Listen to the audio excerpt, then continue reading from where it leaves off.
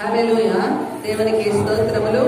ఒకసారి సంఘమంతయు రెండు చేతులెత్తి దేవాది దేవుని మహిమపడదాం. కృప ఆవరించును గాక. హల్లెలూయా.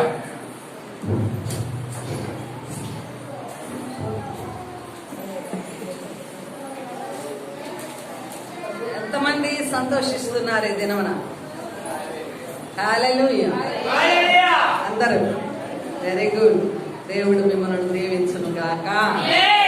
దేవుని ప్రసన్నత మీ మీద నిలుచును గాక. నిజముగా దేవుని సన్నిధానంలో చాలా గొప్ప ఆనందం ఉంది. దేవునికి స్తుతులు కలుగును గాక. తల వంచి ప్రార్థన చేసుకుని వాక్యపు లోతుల్లోనికి వెళదాం. తలల వంచి ప్రార్థన చేద్దామండి. మహిమ కలిగిన తండ్రి స్తోత్రమయ్యా. కృప కలిగిన దేవానికి స్తోత్ర. అనంతమైన నీ కృప, మహిమ కలిగిన నీ సన్నిధి మా మీద ఉంచి అల్పులమైన మమ్మను, జ్ఞానము లేని మమ్మను, ఏమాత్రము యోగ్యత లేని మమ్మను ఈ స్థలంలో నిలవబెట్టినందుకు స్తుతిస్తున్నా తండ్రి. నీ సన్నిధానంలో నిలవబడి నాయనా నీ వాక్యాన్ని ధ్యానిస్తుండగా, ప్రకటిస్తుండగా నీ మహిమ కలిగిన ఆత్మ నా మీద నింపండి.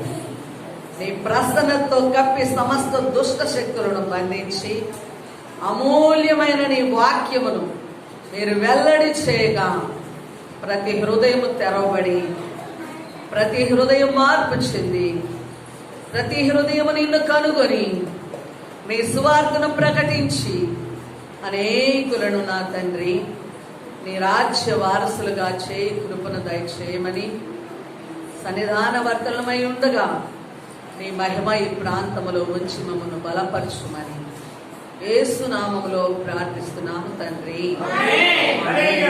దేవునికి మహిమ కలుగును గాక. గత వారము ఏమి ధ్యానము చేశాము? వాక్యము ఏ అంశము మీద? ప్రవర్తన అన్న అంశం మీద ధ్యానించున్నాము. ఈ దినము మనము గమనించినట్లయితే ప్రతి దినము పర్వ దినమే. ప్రతి దినము సంతోషకరమైన దినమే. ప్రతి దినము ఆనందకరమైన దినమే. హల్లెలూయా. దేవునికి మహిమ కలుగునుగాక. మరి ఈనాటి వాక్యము మూల భాగంలోనికి మనం వెళ్ళినట్లయితే కీర్తనల గ్రంథము 30వ అధ్యాయము మొదటి వచనాలు చూద్దామండి. యెహోవా నా శత్రువులను నా విషయమై సంతోషింపనీయక నీవు నన్ను ఉద్ధరించున్నావు, అందుకై నేను నిన్ను కొనియాడుచున్నాను. యెహోవా నా దేవా, నేను నీకు మొర్రపెట్టగా నీవు నన్ను స్వస్థపరిచితివి. యెహోవా పాతాళములో నుండి నా ప్రాణమును లేవదీసితివి. నేను గోతిలోనికి పడకుండా నీవు నన్ను బ్రతికించితివి. దేవునికి మహిమ కలుగునుగాక. ఇక్కడ దావీదు గారు ఈ కీర్తనను రాసి ఉన్నారు. శత్రువుల చేతిలో నుండి నీవు నన్ను విడిపించున్నావు, నీ సన్నిధానములో నన్ను ఉద్ధరించి ఉన్నావు, అంటే గొప్ప చేసి ఉన్నావు. నాకు కలిగిన ప్రతి విషయములో నీవు నాకు తోడుగా ఉండి నన్ను ఆదరించావు గనుక నిన్ను నేను ఏమి చేస్తున్నాను అంటున్నాడండి? కొనియాడుచున్నాను. దేవునికి స్తోత్రములు. హల్లెలూయా. దేవుడు ఉన్నతుడైన వాడు, మహోన్నతుడైన వాడు, శక్తిమంతుడు. దేవుడు పరిశుద్ధుడండి. ఆయన్ని మానక దేవరాజ్యములో పరలోకములో పరిశుద్ధుడు పరిశుద్ధుడు పరిశుద్ధుడని దేవతలు నిత్యము దేవుణ్ణి కొనియాడుచు స్తుతిస్తూ ఉన్నారు. అయితే దేవతల స్తుతి దేవునికి అంత ఆనందమిచ్చిందో లేదో కానీ దేవుడు ఏమి కోరుకుంటున్నాడు అనగా మానవుల స్తుతి కూడా, మానవులు కూడా నిజ దేవుణ్ణి కొనియాడాలి, స్తుతించాలని దేవుని యొక్క గొప్ప సంకల్పం. ఈ మానవుని నోరు తెరిస్తే చెడు కంపు, దుర్గుణాలు పాపం కదా. అలా ఉన్న ఈ బ్రతుకుల గుండానే మన దేవాది దేవుడు సృష్టికర్త ఈ నోటితో, ఈ మానవ నోటితో ఏమి కోరుచున్నాడు అనగా స్తుతులు కోరుచున్నాడు. మానవుడు కొనియాడుతూ ఉంటే నువ్వు గొప్ప దేవుడువు, నువ్వు అద్వితీయుడు, నువ్వు శక్తిమంతుడువు అయాన్ని స్తుతిస్తూ కొనియాడుతుంటే దేవునికి ఎంత గొప్ప ఆనందము. అందుకే ఇక్కడ నన్ను అన్ని పరిస్థితులలో దేవా నీవు తప్పించావు, విడిపించావు, ఉద్ధరించావు, శత్రువు చేతిలో నుండి, పాతాళములో నుండి నన్ను లేవదీశావు, నన్ను బ్రతికించావు, కాబట్టి నేను నిన్ను కొనియాడుచున్నాను. ఆమేన్. మనము కొనియాడేది గొప్ప కార్యాలు అనగా ఈ లోకములో అనేక అవసరాలు తీర్చినప్పుడే కాదు, ఈనాడు బ్రతికి ఉన్నామనగా మూలము ఎవరు తెలుసా? దేవాది దేవుడు. నీకు బ్రతుకునిచ్చిన దేవుణ్ణి మనసారా స్తుతించి కొనియాడడానికి దేవుడి మందిర భాగాన్ని నీ కొరకు, నా కొరకు దేవుడు స్తుతించాడు. ఆమేన్. హల్లెలూయా. దేవునికి స్తుతులు కలుగునుగాక. స్తుతిద్దామా? దేవునికి స్తోత్రాలు. హల్లెలూయా. మనల్ని కూడా దేవుడు గోతిలో నుండి తప్పించాడు, పాతాళములో నుండి విడిపించాడు, శత్రు భయాలన్నిటిలో నుండి మనల్ని విడుదల చేశాడు. కాబట్టి మనము మనసారా దేవుణ్ణి స్తుతించాల. ఇంకా ఇదే 30వ అధ్యాయంలో 5వ వచనములో గమనిస్తే ఆయన కోపము నిమిష మాత్రముండును, ఆయన దయ ఆయుష్కాలమంతయు నిలుచును, సాయంకాలమున ఏర్పు వచ్చి ప్రతి రాత్రి ఎండినను ఉదయమున సంతోషము కలుగును. చూడండి, మన అంశం ఏమిటనగా ప్రతి దినము పర్వదినమే, ప్రతి దినము ఆనందించే దినమే, ఉత్సహించే దినమే. విశ్వాసి కేవలము దేవుడు గొప్ప కార్యాలు చేసినప్పుడే ఆనందించడము కాదు, ప్రతి దినమును కూడా మనం ఏం చేయాలా? ఆనందిస్తూ ఉండాలి. ఏం చేయాలండి? సంతోషిస్తూ ఉండాలి. దేవునికి మహిమ కలుగునుగాక. చూద్దాము. ఆయన కోపము నిమిష మాత్రముండును, ఆయన దయ ఎంతకాలం ఉండునంట? ఎంతకాలం ఉండును? ఆయుష్కాలం అంతా ఉండును. ఆయుష్కాలం అంతా అన్నప్పుడు నువ్వు బ్రతికిన ప్రతి దినం వస్తుందా లేదా? నీ ఆయుష్కాలం అంతా దేవుని దయ ఉంటున్నప్పుడు, మరి అలాగే ప్రతి దినము దేవుని దయ ఉన్నప్పుడు మనిషి ఆనందించాలన్నా విచారపడాలన్నా? చెప్పాలండి. ప్రతి దినము దేవుని దయ మన జీవితాలలోనికి వచ్చినప్పుడు ప్రతి దినము మనము ఆనందించాలి. ఆయన కోపము నిమిషం మాత్రమేనంట. హల్లెలూయా. కోపము అనగా శ్రమ, దుఃఖము, కష్టము, వేదన, భారము ఇదంతా కూడా నిమిషము. దేవుని దయ ఆయుష్కాలము అనగా ప్రతి దినము. వింటున్నారా? అర్థమవుతుందా? మరి దుఃఖపడే వారికి ఇప్పుడు చెంప మీద ఒక్క దెబ్బ ఇచ్చినట్టు దేవుడు, అవునా లేదా? ఎవరు దుఃఖపడట్లేదా? ఎవరు కష్టపడట్లేదా? మొఖాలు విచారంలో ఉంచుకోలేదా? చెప్పాలండి, చెప్పాలి. దుఃఖం ఉంది, నలుగుడు ఉంది, బాధ ఉంది, ఇసడింపులు ఉన్నాయి, అసహ్యాలు ఉన్నాయి, కలవరాలు ఉన్నాయి, చింతలు ఉన్నాయి. అయితే దేవుడి మాటలు ఎందుకు పొందుపరిచాడు లేఖన భాగాలలో? దేవుని ప్రియమైన బిడ్డ, ఆయన దయ వినాలి చక్కగా. ఆయన దయ ప్రతి దినము నిన్ను ఆవరించి కమ్ముకొని నడిపిస్తూ ఉండగా ప్రతి దినము నీకు సంతోషమే. ప్రతి దినము అంటే నీ ఆయుష్కాలం అంతా కూడా దేవుడు దయ నిన్ను ఆవరిస్తున్నప్పుడు నీవు సంతోషించాలి. ఇదిగో రాత్రి జామున ఏమొస్తుందంట నీకు? చెప్పాలండి. అక్కడ మనం చదివాము. ఇప్పుడు రాత్రి సాయంకాలమున ఏడ్పు వచ్చి రాత్రి అంతయు ఉండినను ఉదయమున సంతోషము కలుగును. అంటే ఆయన కోపము నిమిషము, ఏడ్పు వచ్చినా ఆ ఏడ్పు ఎప్పుడు ఉంటుందంట? రాత్రి ఉంటది. ఉదయం సూర్యుడు ఉదయించగానే సూర్యుడు ఎలాగ వెలుగునిస్తాడో అలాగే మానవ జీవితంలో కష్టమంతా తొలగిపోయి ఉదయమనే సంతోషము కలుగును. అంటే రాత్రికి ఉదయానికి ఎంత చాలా పెద్ద తేడా ఉందా? ఏమి కొంచెము తేడానే. అంటే నువ్వు నిద్రించి తిరిగి లేచేటప్పటికి, నువ్వు విశ్రాంతి తీసుకుని లేచేటప్పటికి నీకు కలిగిన ఆయాసం అంతా దేవుడు తొలగిస్తున్నాడు. ఆమేన్, హల్లెలూయా. కాబట్టి ఇప్పుడు అర్థమైందండి, ప్రతి దినము విశ్వాసులకి పర్వదినమా, పండగ దినమా, ఆనంద దినమా, విచార దినమా, దుఃఖ దినమా, ఇంకా ఏమైనా అపాయకరమైన దినమా? మీ నోటితోనే మీరు చెప్పాలి, ఆన్సర్ ఇవ్వాలి. సంతోషకరమైన దినము. హల్లెలూయా. ఈరోజు మీ హృదయాలలో చెప్పుకోనండి, ప్రతి దినము నాకు ఆనంద దినమే. ఎప్పుడు? దేవుడి దయ పొందుకున్నప్పుడు. ఆమేన్, హల్లెలూయా. దేవుని దయ ఊరికినే వస్తుందా? ప్రభువునందు ఆసక్తి కలిగి ఆయనను వెతుకుతూ ఆయన వాక్యానుసారముగా జీవించిన వారికి ఆయన దయ నిలుచును. ఆమేన్. కాబట్టి ఇప్పుడు మన జీవితాలలో ఎవరి జీవితంలో దేవుని దయ ఉంది అని ఆలోచిస్తూ తలస్తూ నమ్మిక ఉన్నారో వారందరికీ ప్రతి దినమున మీరే ఆన్సర్ ఇవ్వాలి. ఆనందకరమైన దినము. దేవునికి స్తోత్రములు కలుగును గాక. హల్లెలూయా. ఇంకా మనము గమనించినట్లయితే ఆ కింద వచనాలలో చూద్దామండి. నేనెన్నడూ కదలబడను, నా క్షేమకాలమున అనుకొంటిని, యెహోవా దయగలిగి నీవే నా పర్వతమును స్థిరపరచితివి, నీ ముఖమును నీవు దాచుకున్నప్పుడు నేను కలత చెందితిని. దేవునికి మహిమ కలుగునుగాక. హల్లెలూయా.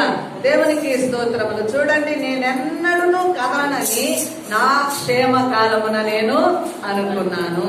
చూడండి, ఇక్కడ ఒక భావంతో దేవునితో మాట్లాడుతున్నాడు దావీదు గారు. ఏమని? నాకు శ్రమల్లో తోడుకున్నావు, అన్ని విషయాలలో నన్ను లేవనెత్తావు, నేను నిన్ను కొనియాడుతున్నాను. అయినా కోపపడినా, నాకు కష్టం వచ్చినా అది కొంత సమయమే ఉంది, తర్వాత నాకు ప్రతిదినాన నీ దయ వలన నేను సంతోషాన్ని పొందుకుంటున్నాను. అయితే క్షేమకాలములో అంటే నాకు క్షేమాన్నిచ్చిన దినమున నేనెప్పుడు కదల్చబడనని నాలో నేను అనుకున్నాను గాని, అయితే నా పర్వతమును నీవే స్థిరపరిచితివి. పర్వతం అనగా ఏంటంటే మన వ్యక్తిగత జీవితము. హల్లెలూయా. చూడండి, క్షేమకాలమును ఏమనుకుంటాం మనము? ఆహా, అబ్బా అంత చక్కగా ఉందిలే అనుకుంటాం. హల్లెలూయా. అయితే కష్టం వచ్చినప్పుడు ఏం చేస్తామండి? క్షేమకాలమున సంతోషిస్తాము. కష్టం వచ్చినప్పుడు స్థిరమైన బుద్ధి ఉండదు, స్థిరమైన విశ్వాసం ఉండదు, స్థిరమైన నమ్మిక కూడా ఉండదండి. ఇవన్నీ కోల్పోతాయి. అయితే అలాంటి పరిస్థితిలో కూడా దావీదు గారిని ఎవరు కదలకుండగా ఆయన ఆత్మీయ స్థితిని ఎవరు స్థిరపరిచారంట? దేవుడు స్థిరపరిచాడు. దేవునికి మహిమ కలుగునగాక. ప్రియమైన బిడ్డలారా, ఈ మాట మనలో గొప్ప ఉజ్జీవాన్ని కలిగిస్తుంది. ఎందుకనగా నీవు కష్టకాలంలో కృంగిపోయినప్పుడు, కదల్చబడుతున్నప్పుడు నీ దేవుడు నీకు అండగా ఉన్నాడు, అండగా ఉన్నాడు. ఆమేన్. ఆయన నిన్ను కదలనియ్యడు, ఆయన నిన్ను దిగజారి పోనివ్వడు. ఆయన దయ ఏం చేస్తుందో తెలుసా? నువ్వెప్పుడు పడిపోతావు, ఆయన లేవనెత్తుతాడు. అందుకే పాతాళంలో నుండి నన్ను నీవు లేవనెత్తితివి, గోతిలో నుండి నా ప్రాణమును లేవనెత్తి నన్ను బ్రతికించితివి. దేవునికి మహిమ కలుగునుగాక. నిజముగా మన పరిస్థితి అంతా కూడా ఎలాగున్నదండి? దిగజారిపోయి ఇక మరణించవలసిన దశలోకి వెళ్ళిపోయిన ప్రతి ఒక్కరూ మనం అలాంటి బ్రతుకులే ఉన్న వారమే. అయితే దేవుడు నిన్ను కదలినీక ఆయన ఏం చేశాడు? నిన్ను స్థిరపరిచాడు. దేవునికి స్తుతులు చెల్లిద్దామా? దేవునికి మహిమ కలుగునుగాక. కాబట్టి ఇంకా ఇదే 30వ అధ్యాయంలోనే 11, 12 వచనాలు చూద్దామండి. నా ప్రాణము మౌనముగా నుండగా నిన్ను కీర్తించినట్లు నా అంగలార్పును నీవు నాట్యముగా మార్చి ఉన్నావు. నీవు నా గోనె పట్ట విడిపించి సంతోష వస్త్రము నాకు ధరింప చేసి ఉన్నావు. దేవునికి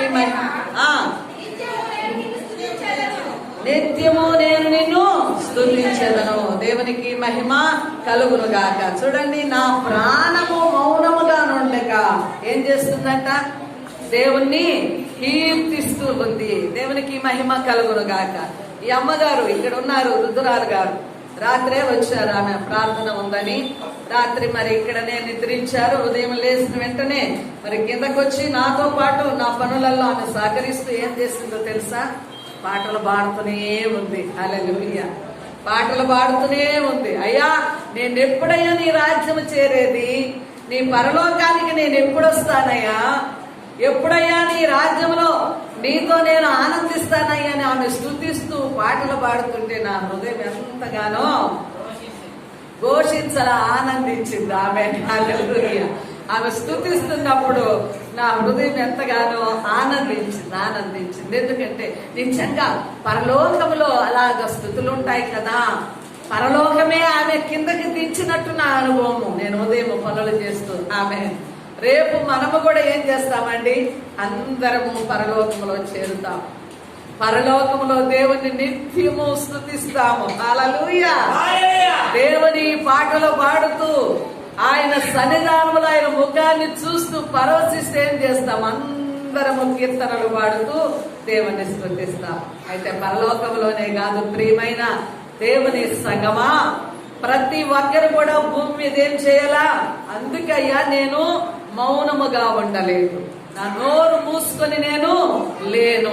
ఎందుకని? మానక నేను నిన్ను కీర్తించెదను. హల్లెలూయా. దేవుడు చేసిన ఉపకారములన్నిటికీ నువ్వు బ్రతికినందుకు నీ యొక్క జీవానికి మూలమైన దేవుని కీర్తిస్తూనే ఉండాలి. ఎందుకండి ఆయన మన గోనె పట్టను విడిపించాడు. మన దుఃఖమును ఏం చేశాడు తెలుసా? నాట్యముగా మార్చాడు. హల్లెలూయా. చప్పట్లు కొట్టి దేవుని స్తుతిస్తావా? నీ దుఃఖాన్ని ఆయన నాట్యముగా మార్చాడు. నీ గోనె పట్టు అనగా నీ శ్రమ, నీ వేదన, నీ భారము, నీ కష్టమంతా దేవుడు ఏం చేశాడండి? తొలగించి నీకు ఏమిచ్చాడంట? సంతోష వస్త్రములు ఇచ్చాడు. ఆమేన్. మరి దేవుడు నిన్ను విడిపించాడు, రక్షణ ఇచ్చాడు. ఆయన దయ నిన్ను ప్రతి దినము కప్పుకొని కాపాడుతూ ఉంది. ఆయన అనేక పరిస్థితులలో నీకు సహాయకుడు ఉన్నప్పుడు నీవు ప్రతి దినము పర్వదినమే గనుక, ఆనందించే దినమే గనుక ప్రతి దినము నీ నోటేం చేయాలా? దేవుణ్ణి కీర్తించాలా. హల్లెలూయా. స్తుతులతో కొనియాడాలా, కీర్తనలతో దేవుణ్ణి పరవశిస్తూ పాటలు పాడుతూ ఆనందించాలా. నా గోనె పట్ట విడిపించాడు, నాకు సంతోష వస్త్రములు ఇచ్చాడు, నా అంగలార్పును నాట్యముగా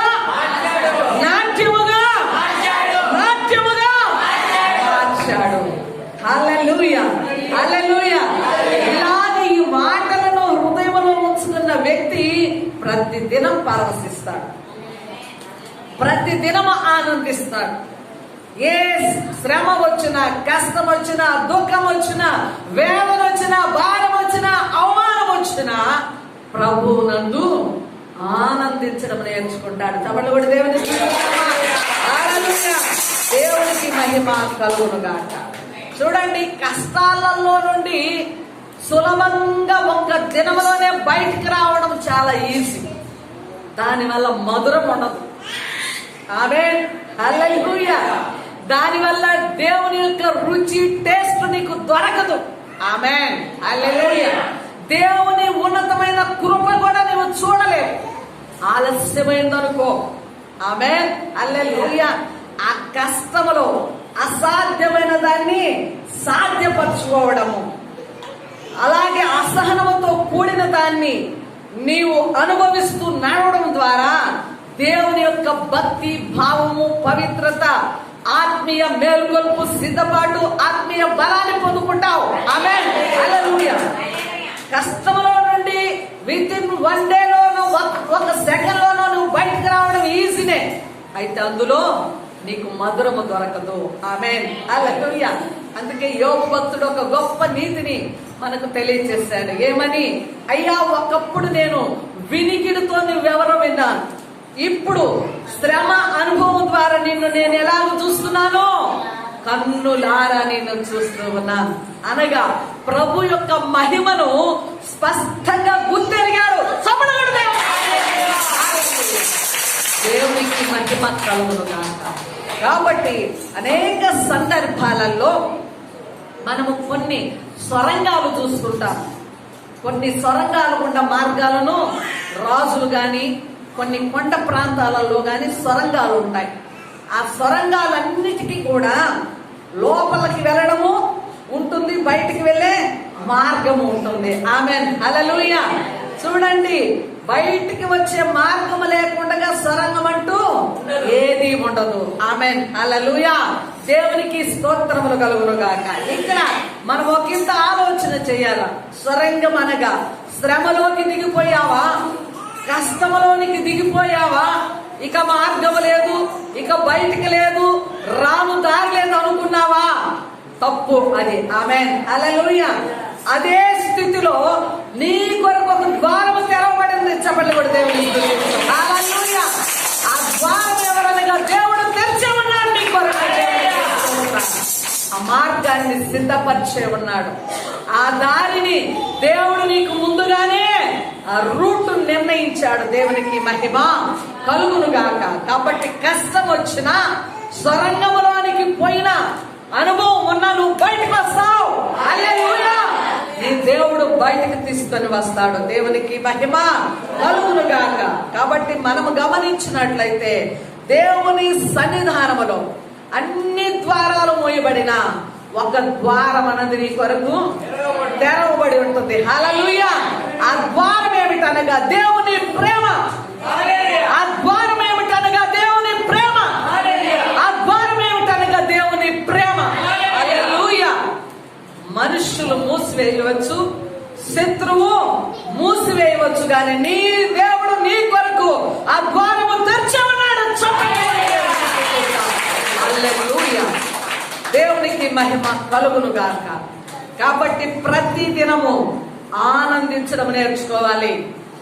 ప్రతి ఒక్కరి ముఖాలలో ఆనందము కనపడాలి, చిరునవ్వు కనపడాలి, మంచి పలకరింపు కనపడాలి. కొవ్విన దూడల వలె దేవుని సన్నిధానంలో సత్తువ కలిగిన భూమిగా ఫలించే అనుభవం కావాలి. హల్లెలూయా. నీరసముతో, నిస్సత్తువతో, ఏదో బలహీన దశలో, కురింగిపోయిన దశలో అపవాది నిన్ను బలహీనపరిచిన నీ దేవుని బలము నీకు సత్తువనిచ్చునుగాక. నీ దేవుని బలము అదే పరిస్థితుల్లో రెట్టింపు బలము కలుగజేయునుగాక. ఆమేన్. దేవునికి మహిమ కలుగును గాక. హల్లెలూయా. అందుకే రోమీలకు రాసిన పత్రిక 12వ అధ్యాయము 12వ వచనంలో చూసినట్లయితే, శ్రమయందు ఓర్పు గలవారై ప్రార్థనయందు పట్టుదల కలిగి ఉండుడి. దేవునికి స్తోత్రములు. హల్లెలూయా, హల్లెలూయా. శ్రమయందు ఏం కావాలంట? ఓర్పు కలిగిన వారు సంతోషిస్తారు. ఆమేన్, హల్లెలూయా. ఓర్పు కలిగిన వారు ఏం చేస్తారు?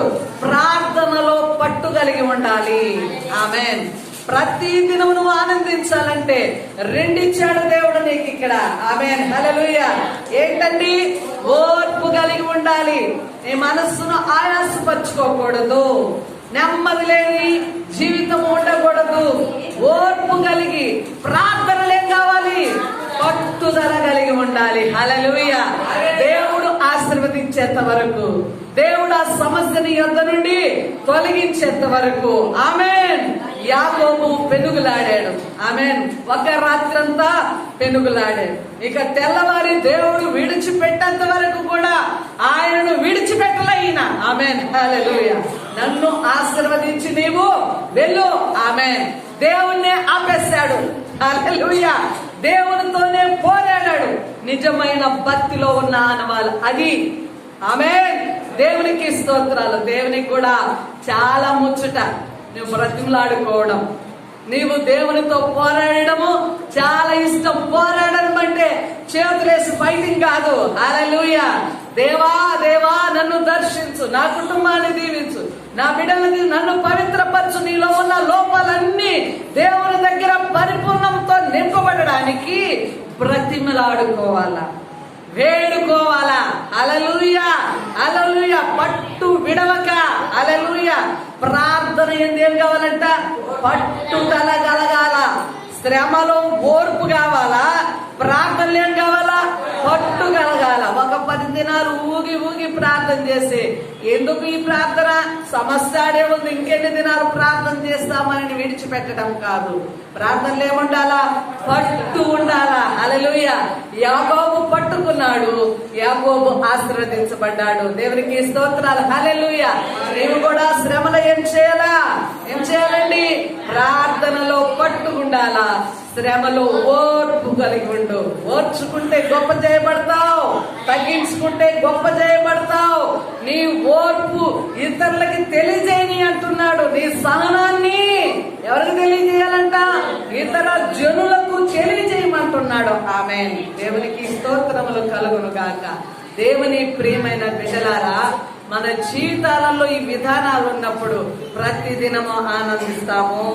ఆమేన్. ప్రార్థిస్తున్న కొలది దేవునితో అనుబంధము, శ్రమలో దానిని మించిన ఏం కావాలా? బలము నీకు వస్తుంది. దేవునికి స్తోత్రాలు. ఈ రెండు చేయకేం చేస్తారు? సహనము ఉండదు, తారుకోవడం ఉండదు, ఒకటే వేగరము. ఇప్పుడే పెద్దదాన్ని అయిపోవాలా, ఇప్పుడే గొప్పదాన్ని అయిపోవాలా, ఈ రోజు అడిగాను ఇప్పుడే వచ్చేసేయాలా. దేవునికి స్తోత్రములు. హల్లెలూయా. కాబట్టి దేవుని ప్రియమైన జనమ, భక్తులెల్లరూ కూడా ఇదే పని చేశారండి. మనకంటే ముందు ఈ బైబిల్ గ్రంథంలో ఎంతమంది ప్రవక్తలు ఉన్నారో, ఎంతమంది నీతిమంతులుగా పరిశుద్ధులుగా భక్తులుగా ఉన్నారో వారందరూ ఈ పని చేశారు. ఆమేన్. శ్రమలో కృంగిపోలా, శ్రమలో ఓర్చుకున్నారు. అలాగేం చేశారు? ప్రార్థనలో పట్టుదల కలిగి ఉన్నారు. దేవునికి మహిమ కలుగునుగాక. అందుకే వారి లోకములో మంచి భక్తి జీవితం చేసి వారు దైవరాజ్యానికి వారసులయ్యారు. దేవునికి స్తుతులు కలుగునుగాక. హల్లెలూయా. కాబట్టి మరి మనం గమనించినట్లయితే ఇంకా ఆయన శ్రమలలో మనల్ని ఆటంకపరిచేది ఏది ఉండకూడదు. దేవుని ప్రేమను. అందుకే యేసు ప్రభు వారికి ఎన్ని కష్టములు వచ్చినా సంతోషాన్ని యేసయ్యలో నుండి ఆటంకపరచల. ఆమేన్. సంతోషముతో ఆయన సిలువను భరించాడు, సంతోషంతో ఆయన మన కొరకు ప్రాణము అర్పించాడు. ఆఖరి బొట్టు వరకు కూడా యేసయ్య సంతోషముతోనే నీ కొరకు రక్తము కార్చాడు. ఎందుకనగా ఇదిగో నా రక్తము లోకాన్నంతా పావనం చేస్తుంది. హల్లెలూయా. లోకానికే రక్షణ కలుగు చేస్తుంది. లోకమంతా మారి ఇదిగో నా రాజ్యానికి వారసులుగా నన్ను స్తుతించడానికి, కొనియాడడానికి, పరమ తండ్రి రాజ్యానికి భక్తులందరూ వస్తున్నారన్న ఆ మహిమను చూస్తూ యేసు ప్రభు వారు ఏం చేశారండి? ఏం చేశారు? సంతోషానికి ఏ ఆటంకమో లేదు గాని ఆయన సంతోషముగా ఇష్టపూర్వకంగా నా ప్రాణాన్ని మీ కొరకు అర్పించానన్నాడు. ఆమేన్. హల్లెలూయా. ఈరోజు క్రీస్తులో ఆనందించడానికి వినాలా క్రీస్తులో ఆనందించడానికి ఈ లోక సంబంధమైనవి ఏమైనా నీకు ఆటంకం ఉన్నాయా? అర్థమవుతుందా? ఈ మాట అర్థమైందా? క్రీస్తులో ఆనందించడానికి ఈ లోక సంబంధమైనవి ఏమైనా నిన్ను ఆటంక పరుస్తున్నాయేమో జాగ్రత్తగా చూసుకోవాలా. హల్లెలూయా. తుచ్చమైనవి లోకములోని, అల్పమైనవి లోకములోని ఈ రోజు ఉంటాయి, రేపు కనపడ. వాటి కోసము ప్రభు ఇచ్చే ఆనందమును, ప్రభుతో ఉన్న సంతోషాన్ని, ప్రభుతో కలిగిన ఆ మహిమ కలిగిన రాజ్యం యొక్క ఆ స్తుతి మహిమల పరిశుద్ధతతో కూడిన ఆ రాజ్యం యొక్క మహిమ యొక్క ఆనందము భూమి మీద ఆనందించుటలో ఏది నిన్ను ఆటంకపరుస్తుందో దాన్ని జాగ్రత్తగా చూసుకో. ఆమేన్. హల్లెలూయా. దేవుని ప్రియమైన బిడ్డలారా, యేసయ్య మన ధోనిలో ఉంటే, మన హృదయంలో ఉంటే, నీ కుటుంబంలో ఉంటే, నీ మీదకు వచ్చి అలలెన్నైనా కావచ్చు, తుఫాన్లెన్నైనా కావచ్చు, మాట ఆజ్ఞ ఇవ్వగానే అవన్నీ అణిగిపోయినాయి. ఆమేన్. హల్లెలూయా. శిష్యులతో యేసు ఉన్నాడు. హల్లెలూయా. నావలో యేసు ఉన్నాడు. సముద్రం పైన అలలు వచ్చాయి. హల్లెలూయా. తుఫాను వచ్చినది. ఇక బ్రతుకు లేదు. ఏంటి? నావా మునిగిపోవును అన్నప్పుడు, అయ్యా నీవు నిద్రిస్తున్నావు, నీకు చింత లేదా, మేము నశించిపోతున్నాం అన్నప్పుడు, అల్ప విశ్వాసులారా అన్నాడు. ఆమేన్. హల్లెలూయా. కాబట్టి విశ్వాసం అన్నది ఏం చేయాలా? యేసు నా నావలో ఉన్నాడు, యేసయ్య నా గృహములో ఉన్నాడు, నా పరిస్థితిలో ఉన్నాడు, నా సమస్యలో ఉన్నాడు, నా ఇరుకులో ఉన్నాడు. ఆయన మాట ఆజ్ఞ ఇస్తే అవన్నీ గతించబడతాయి. హల్లెలూయా. సృష్టికి మూలకారకుడు ఆయన. ఆమేన్.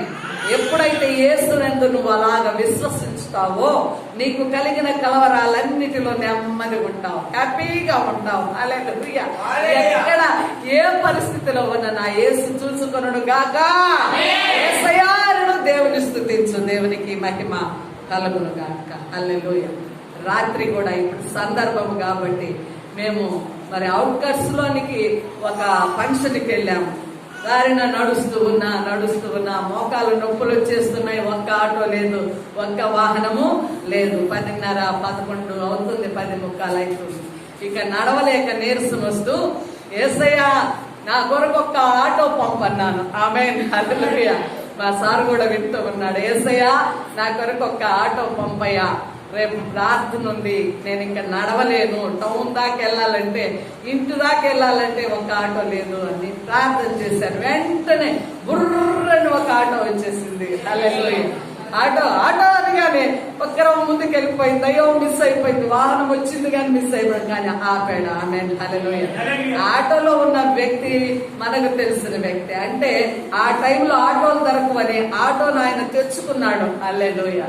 దేవుడికి చూడండి, ప్రభు ఎక్కడున్నా ఎందుకు ఆ కేక ఎందుకు వేసాను అనగా రాత్రి అంతా కూడా నేను నిద్రలో కూడా దేవుని స్తుతించుకున్నాను. ప్రభువా రాత్రి నాకు వాహనం ఇచ్చినందుకు స్తుతులని ఇంటికి వచ్చి కూడా మనస్సులో చేతులెత్తి దేవుని స్తుతించుకున్నాను. ఎందుకు తెలుసా?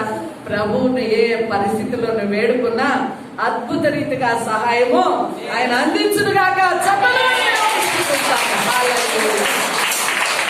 కాబట్టి ప్రతి దినము యేసయ్య మనతో ఉన్నాడు. మన అక్కరలు ఆయనకు తెలుసు. ప్రతి దినము కూడా మనకు పర్వదినమే. ఆమేన్. దేవునికి మహిమ కలుగునుగాక. కాబట్టి ప్రతి దినము సంతోషంగా ఉండాలంటే ఇప్పుడు మన యొక్క మానవ జీవిత పరిధిలోనికి వద్దాం. ఇంతవరకు మనం మాటలతో దేవుని వాక్యంతో మాట్లాడి, ఇప్పుడు ప్రతి దినము పర్వదినం అంటే పర్వదినం ప్రతిదినం ఒక వ్యక్తి సంతోషించాలంటే ఆ వ్యక్తి ఒక్కడే ఉంటాడా? కుటుంబం ఉంటుంది, పిల్లలు ఉంటారు, ఇంట్లో సభ్యులు ఉంటారు. అంటే సభ్యుల సహవాసం కూడా నీకు సంతోషాన్ని కలిగించాల. కుటుంబ వాతావరణం కూడా ఆ వ్యక్తికి ఏమి ఇవ్వాలా? సంతోషాన్ని కలిగించాలి. ఇతరులతో అసహనంగా ఉండే వ్యక్తి తాను సంతోషాన్ని కోల్పోతాడు, ఇతరులకు ఇచ్చే సంతోషం కూడా కోల్పోతాడు. చక్కగా అర్థం చేసుకోవాలా. నేనైనా నువ్వైనా వ్యక్తిగతంగా ఆ ఇంటిలో సంతోషం ఉండాలంటే కుటుంబంలో ఎవరికి ఒకరి మీద ఒకరికి అసహనము ఉండకూడదు. ప్రతిదానికి అసహనంగా ఉండే వ్యక్తి, ఇతరుల పట్ల అసహనంగా ఉండే వ్యక్తి తనకు సంతోషాన్ని తెచ్చుకోలేడు, తనతో ఉన్న వారికి కూడా సంతోషాన్ని కలిగించలేడు. కాబట్టి మనం ఇప్పుడు ఏం చెయ్యాలా? సహనమనే ఇటుకలతో ఆనందమనే ఇల్లు కట్టుకోవాలా. అవే అర్థమైందా? సహనమనే ఇటుకలు అవసరము. హల్లెలూయా. ఇల్లు అంటే భార్య, భర్త, పిల్లలు, కొడుకులు, కోడళ్ళు, మనమళ్ళు, మనవరాళ్ళు, వీళ్ళంతా కూడా ఏంటండి? సహనమనే ఇటుకలుగా ఉండాలా. హల్లెలూయా. ప్రతి ఒక్కరికి ఏముండాలమ్మా? సహనము ఉండాల. సహనమనే ఇటుకలు నువ్వు పెట్టినప్పుడు ఆ ఇల్లు ఎలా ఉంటది? ఆనందమనే ఇల్లుగా ఉంటది. ఆమె సహనం లేదనుకో, ఒకడు చిర్రంటే ఇంకొకడు బుర్రంటే, ఒకడు తుర్రంటే ఇంకొకడు ఇంకా ఏదో అంటే అది రాలనుకో. హల్లెలూయా. అలాగన్నారనుకో ఏమైతుంది అక్కడ వాతావరణము? ఎప్పుడు యుద్ధమే, ఎప్పుడు పోరాటమే. ఆ దినము పర్వదినము కాదు కదా, ఆ దినం ఏమవుతుంది? యుద్ధ దినం అవుతుంది. కాబట్టి కుటుంబాలలో ఒక వ్యక్తి సంతోషించాలంటే ఆ కుటుంబంలో వారు కూడా సహకారము ఉండాలి. హల్లెలూయా. అందరూ దేవుని ఎరిగిన వారుగా, దేవుని వాక్యానుసారముగా నడిచేవారుగా ఉండగలిగితే ఆ కుటుంబం ఎంతో పర్వదినంగా ప్రతిదినము ఆనందిస్తారు. దేవుని ప్రియమైన బిడ్డలారా, మరి సహనము అన్నది మనలో రావాలి. ఆనందం అన్నదాన్ని మనము పొందుకుంటాం. దేవునికి స్తోత్రములు కలుగును గాక. ఇప్పుడు భార్య గమనిస్తే, భార్యను భర్త చులకన చేయడము, చిన్న చూపు చూడడము, ఆమె వండిన వంటలు రుచిగా లేవడం, ఆమె చేసే పని నచ్చలేకపోవడం, నువ్వు చేయలేవు, నీ చేత కాదు, నీ వలన కాదని నీరసపరిచే భర్త ఉన్నంత వరకు భార్య ఉత్సాహం ఏమవుతుంది? నీరు గారి పోతుంది. సరైన నిర్ణయాలలోనికి, సరి అయిన పనుల్లోని కూడా చేయాలనుకున్న పనులు కూడా ఆమె చేయలేదు. ఆహా, అక్కగారు స్త్రీ కాబట్టి స్త్రీలను గురించి చెప్పారని మీరు మురిసిపోకండి. హల్లెలూయా. అయితే ఇప్పుడు భార్యలు కూడా ఏం చేస్తారు? పురుషుని మీద అసహనము. వినాల చక్కగా ఈ మాటలు, చాలా నీతి సూత్రాలు. పురుషుని మీద భార్య అసహనము. మనకందరికీ తెలుసు, కూరగాయలు తెచ్చినా మనకు నచ్చదు, నూనె తెచ్చినా నచ్చదు, చికెన్ తెచ్చినా నచ్చదు. కొన్నిసార్లు పురుషుడు ఏది చేసిన, కూరగాయలు తెచ్చిన వెంటనే ఇది పడేస్తాం, ఇట్లాంటియా తేవాలా, అట్లాంటియా తేవాలా. ప్రతి పనిలో కూడా పురుషుని మీద స్త్రీ అసహనము. నీ చేత కాదు, నువ్వు చేయలేవు, నువ్వెప్పుడు నష్టానికే పని చేస్తావు, నీ వలన కాదని ఈమె స్టార్ట్ చేసిందనుకో, పురుషుని అభివృద్ధిని నీవు దిగజారుస్తున్నావు, పురుషుని నీవు అణిచివేస్తున్నావు. ఎందుకంటే కుటుంబాలకి ఇవి చాలా ప్రాముఖ్యమైన సంగతులు. ఆమేన్, హల్లెలూయా. బిడ్డలు కూడా, తల్లిదండ్రుల తర్వాత ఎవరు వస్తారు కుటుంబంలో? బిడ్డలు వస్తారు. బిడ్డలను మంచి క్రమశిక్షణతో తల్లిదండ్రులు పెంచుతూ ఉంటే వాళ్ళకి ఏమాత్రము ఇష్టం ఉండదు. మంచి క్రమశిక్షణలో పెంచే తల్లిదండ్రులను ఎవరు ఇష్టపడతారో వాడు బుద్ధిమంతుడు అవుతాడు. తల్లిదండ్రుల క్రమశిక్షణను నిర్లక్ష్యం చేసి, అసహనం చేసి, దానిని కోపపడుతూ వారి మీద నిర్లక్ష్యంగా ఉన్న ఆ కుమారుడు ద్వారా తల్లిదండ్రులకి సంతోషము కలదు. కాబట్టి ఈరోజు ఏం చేయాలా? భార్య భర్తలు, పిల్లలు అందరూ కూడా ఒకరినొకరు కుటుంబంలో ఏం చేయాలా? గౌరవించుకోవడము, సమ్మతించుకోవడము, ఒకరికి ఒకరు మనసారా ప్రేమ చూపడము, ప్రేమను పంచుకోవడము, కుటుంబం వాతావరణంలో వేషధారణ బ్రతుకులు ఉండకూడదు. హల్లెలూయా. నీతో నీ బ్రతికిన కాలం నడిచేది బయట వారు కాదు. ఎవరు నడుస్తారు? కష్టమైన, సుఖమైన, వేదనైన, దుఃఖమైన నీకు అండగా నిలిచేది నీ పిల్లలు, నీ భర్త, నీ భార్య, కుటుంబంలో వారే. బయట వారు కొంత మట్టుకుంటారు, నిన్ను ఆనందింప చేయవచ్చు, నిన్ను మురిసిపోనివ్వచ్చు. నీ దగ్గర డబ్బు ఉన్నంత వరకు, నీ ఒంట్లో బలం ఉన్నంత వరకే బయట వారితో నీకు అనుబంధం. అర్థమవుతుందా? కాబట్టి మొదట ప్రతి దినము పర్వదినము, ప్రతి దినం అన్నప్పుడు ఎవరు రావాలా? దేవుడు రావాలా నీలోకి, కుటుంబం కూడా ఇన్వాల్వ్ అవుతుంది. ఆమేన్. నువ్వేం జంతువు కాదు, చెట్టులో పుట్టలో ఎక్కి ఆడ కూర్చొని కోతికొమ్మ చాడి అంత కాయ బలం తిని ఏదో పుట్టలో పడుకోను. ఆమేన్. కుటుంబం ఉంది కాబట్టి ప్రతి దినం ఎవరితో అటాచ్మెంట్ ఉంటది నీకు చెప్పాలా?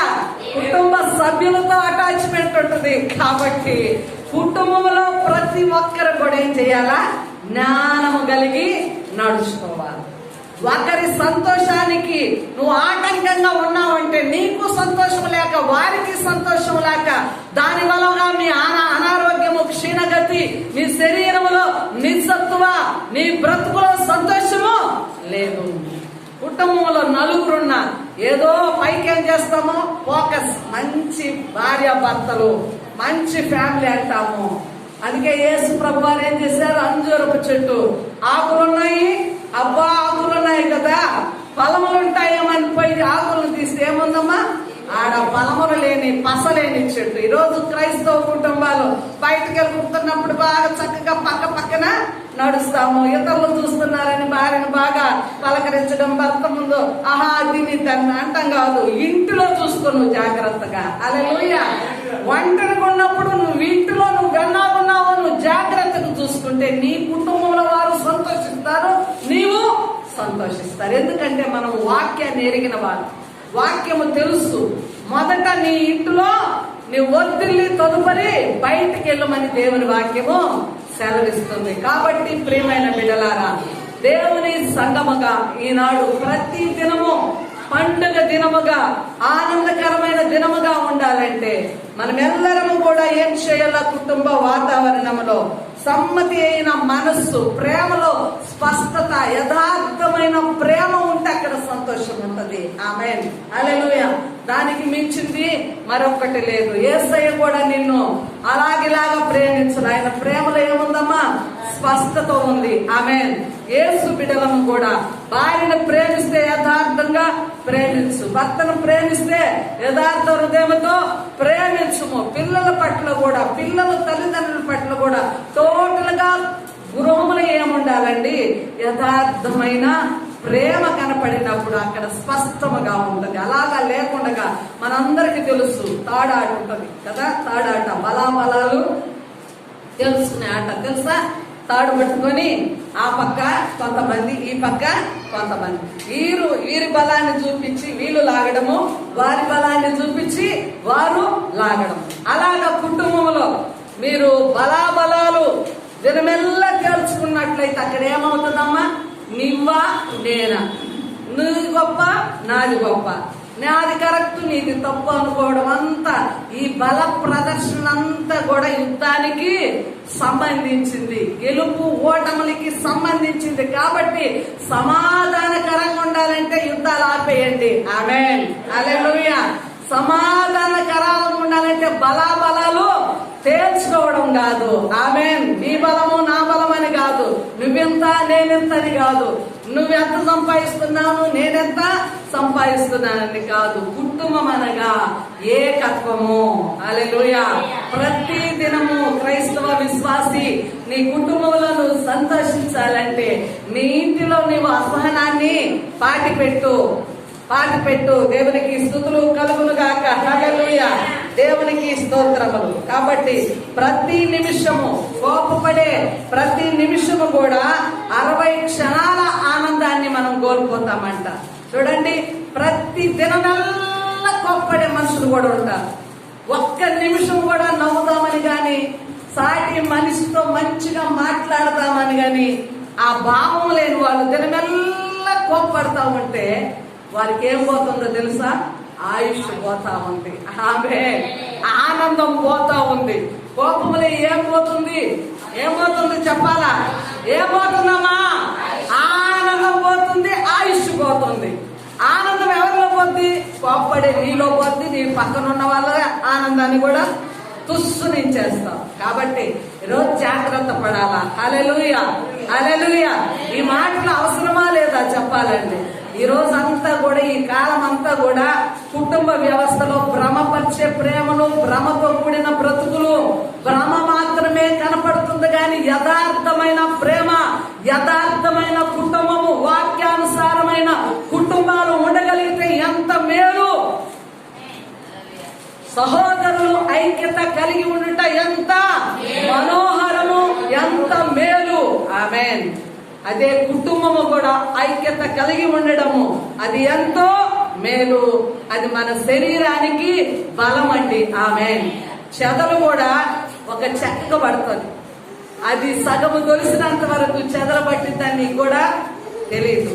మానసిక ఒత్తిడి, మానసిక రోగము, మనశ్శాంతి లేకపోవడం, కుటుంబంలో సంతోషం లేకపోవడం, యాదో యాంత్రికంగా భర్తకు భార్య వండి పెట్టడం, భర్త తినిపోవడం, ఏదో ముందు స్థితికి ఎలాగ మాట్లాడుకోవడం, సంతోషం లేని బ్రతుకుల్లో ఉంటే చెదలు ఎలాగని చెక్కను తొలిసివేస్తూ ఉంటుందో వింటున్నారా? అది రహస్యంగా, మానసికంగా ఒకరికి చెప్పుకోలేక, తెంచుకోలేక, పెరుక్కోలేక, విడగొట్టుకోలేక, ఏదో బ్రతికేద్దాం, ఏదో జీవిద్దాం, ఏదో కాలము గడుపుకుందాం అనుకుంటా సాగే యాంత్రికమైన ఆ యొక్క బ్రతుకు కాదు. హల్లెలూయా, హల్లెలూయా. అది మానసికంగా మనిషిని ఎంతో కృంగతీస్తుంది. కాబట్టి కుటుంబ వ్యవస్థలో జాగ్రత్త. స్పష్టమైన ప్రేమ, స్పష్టమైన పలకరింపు, స్పష్టమైన అవగాహన, ఒకరికొకరు మంచిగా మాట్లాడుకోగలగడం, ఒకరికొకరు ఉన్నదానిని పంచుకొని తినడం కూడా ప్రాముఖ్యమైన సంగతి. హల్లెలూయా. అంటే మనసుకు కుటుంబంలో ఏం కావాలా? ఉన్నతమైన సంతోషం కావాలా. అలాగున్నప్పుడు ప్రతి దినము ఎవరితో ఆనందిస్తామండి? ప్రభువుతో ఆనందిస్తాం. ఎప్పుడైతే ప్రభువుదయ మన కుటుంబాలలో ఉంటుందో, ప్రభువును కలిగి ఉంటామో, మన కుటుంబాలలో కూడా మనము సహనము, ఓర్పు కలిగి, అన్నిటిలో నెమ్మది కలిగి, నిజమైన ప్రేమ కలిగి, కుటుంబ వాతావరణంలో ఒక మంచి క్రైస్తవ కుటుంబముగా వర్ధిల్లుతాము. ఆమేన్, హల్లెలూయా. దేవునికి మహిమ కలుగును గాక. కాబట్టి ఇలాంటి క్రమశిక్షణలో మన యొక్క సంఘము అలాగ వర్ధిల్లాలని దేవుని వాక్యం ద్వారా ఈనాడు ప్రభు, నేను కాదు, హల్లెలూయా, దేవుడు మనల్నందరినీ, నిన్ను నన్ను మన కుటుంబాలన్నిటిని కూడా ఏం చేశాడండి? చక్కదిద్దడానికి దేవునికి ఇష్టమైనది. దేవునికి మహిమ కలుగును గాక. అందుకే ఫిలిప్పీయులకు రాసిన పత్రిక 4వ అధ్యాయము 4వ వచనములో ప్రభువునందు ఆనందించుడి, ఎల్లప్పుడూ ప్రభువునందు ఆనందించుడి. ఎల్లప్పుడంటే ప్రతి దినము మన ఆయుష్కాలం అంతా ఆనందిస్తూ ఉండాలి అనగా ప్రభు దయ మన ఆయుష్కాలం అంతా ఉన్నది కనుక ఆనందించే వారికి ఉండాలి. కాబట్టి దీనికి మరి ఫిలిప్పీయులు రాసిన పత్రికలోనే మనం గమనించినట్లయితే 1వ అధ్యాయము 6వ వచనం నుండి 25 వచనాల వరకు గమనిస్తే మరి నమ్మిక అన్న మాటలను ఎక్కువగా నమ్మకం మీద అపోస్తలుడైన పౌలు గారు మాట్లాడాడు. అంటే ఆనందించాలంటే ఏముండాలా? దేవుని పైన నమ్మకం ఉండాలి, కుటుంబంలో నమ్మకం అన్నది ఉండాలి. నమ్మిక మన ఆనందానికి మూలము. ఇంకా గమనించినట్లయితే ఇదే అధ్యాయము ఫిలిప్పీయులకు రాసిన పత్రిక 1వ అధ్యాయము 20వ వచనంలో నిరీక్షణ గురించి తెలియజేస్తున్నాడు. హల్లెలూయా. ఓర్పులో ఏముంటుంది? నిరీక్షణ ఉంటుంది. నిరీక్షణ ఉన్నప్పుడు ఓర్పు ఉంటాము. నమ్మిక అలాగే ఏముండాలా? నిరీక్షణ, ఆశ, కనిపెట్టుట, సంతృప్తి, సమృద్ధి. ఆమేన్. దేవునికి మహిమ కలుగును గాక. 2వ అధ్యాయము 23వ వచనంలో ఫిలిప్పీయులకు రాసిన పత్రికలో ఆశ, అయ్యా నేను ఆశపడుతూ ఉన్నాను, నేను కనిపెట్టుకొనుచు ఉన్నాను. 3వ అధ్యాయం 20వ వచనంలో నాకు ఏమీ లేకపోయినా నేను సంతృప్తి కలిగి ఉన్నాను, సమృద్ధి కలిగి ఉన్నాను. కాబట్టి నిజమైన ఆనందము, ప్రతి దినము ఆనందించే విశ్వాస జీవితం ఉండాలంటే నమ్మకం ఉండాలి, నిరీక్షణ ఉండాలి, ఆశ ఉండాలి, కనిపెట్టుకోవడము ఉండాలి, సంతృప్తి ఉండాలి. అంటే నాకున్నా లేకపోయినా, నేను వస్త్రహీనతలోను ఆకలి దప్పికల్లోనూ నేను సంతృప్తి కలిగి ఉన్నాను, సమృద్ధి నీవు నాకు ఇచ్చున్నావు అని దేవుని అపోస్తలుడైన పౌలు గారు స్తుతించారు. ఇలాగా మనము నమ్మకము, ఆశ, కనిపెట్టుకోవడము, నిరీక్షణ, సంతృప్తి, సమృద్ధి ఇవి ఎప్పుడైతే ఒక మానవ జీవితంలో ఉండునో ప్రతి దినం ఏం చేస్తాడండి? పర్వదినమే. హల్లెలూయా. ప్రతి దినము ఆనందమే. కాబట్టి ప్రభువునందు ఆనందించుడి, ఎల్లప్పుడూ ఆనందించుడి. అంటే ప్రతి దినం పర్వదినం అంటే నువ్వు ఎంజాయ్ చేయమని కాదు. ఎవరిలో ఆనందించాలా? ప్రభువునందు, దేవుని యందు ఆనందించాలి. ఆనందిస్తూ ఉన్నవారు ఏం చేయాలా? దేవుని కొనియాడాలి. హల్లెలూయా. అందుకే దావీదు కొనియాడు. దావీదు నోరు మౌనముగా ఉంచుకోలా, ఆయన కీర్తించాడు, కొనియాడాడు.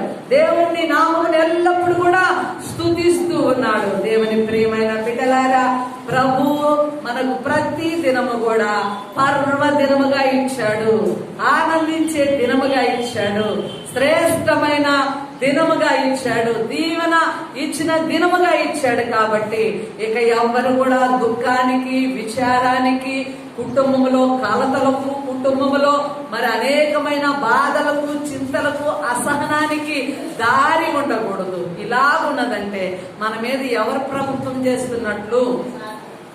ఎవరండి? చక్కగా చెప్పారు, సాతాను ప్రభుత్వం. అక్కడ ప్రభువు ఆధీనంలో లేము, ప్రభువు ప్రభుత్వము కాదు. హల్లెలూయా. మన మీద ఎవరు ప్రభుత్వం చేస్తున్నారు?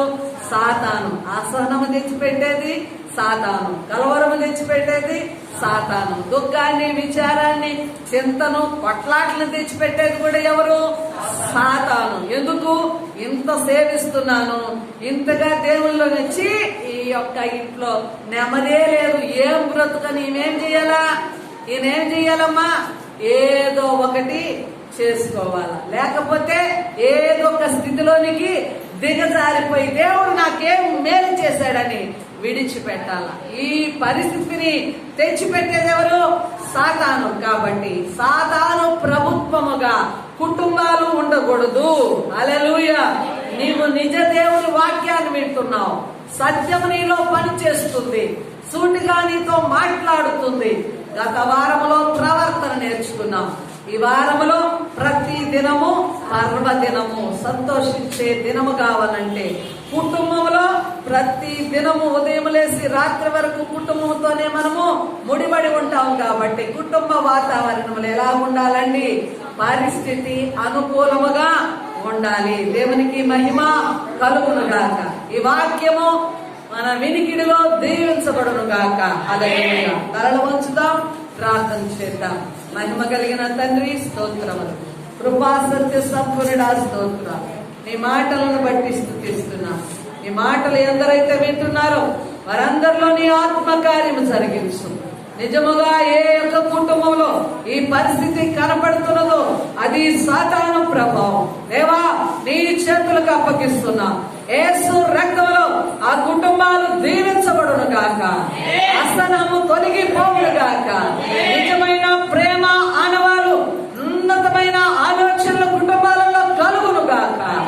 నాయన ప్రతి దినము ఆనందిస్తూ, ప్రతి దినము కుటుంబాలలో నెమ్మది, నాయన మంచి ఆయుష్ ఆరోగ్యముతో నింపబడడానికి, ఆత్మీయ జీవితంలో నాయన గొప్ప స్థితిలో ఉండడానికి ప్రతి దినము ఆనందము అవసరము. దేవా స్తోత్ర.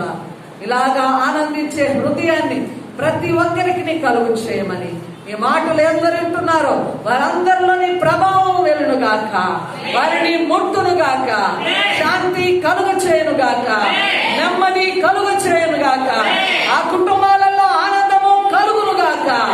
ఆయన భార్య, భర్త, బిడ్డలు, తండ్రి, కుటుంబీకులందరి మధ్య సహనమనే ఇటుకలతో ఆనందమనే ఇల్లు కట్టుకునే కృప దయచేయబడును గాక.